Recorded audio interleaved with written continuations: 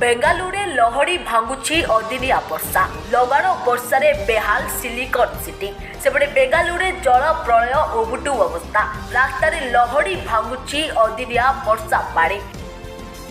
घर ऑफिस सबकिछि वर्तमान जलबंदी अवस्था जो रास्तार गाड़ी मोटर चलुला सेठी वर्तमान वर्षा प्रभाव रे चलुछि लाइफ बोट 2 दिनर वर्षा बेहाल होइछि बेंगालुरु स्थिति चारिआडे खाली देखा मिलुछि पाड़ी आ पाड़ी बुड़ीछि लोकों घर द्वार आसबाबपत्र नाही नथिबा हीनस्था भोगुछंती जल प्रभावित लोके सेपटे लगाण वर्षा प्रभाव रे चली गलानी 3 जनक जीवन सोमवार दक्षिण पूर्व बेंगालुरु एक अपार्टमेंट कॉम्प्लेक्स रे पानी निष्कासन करने समय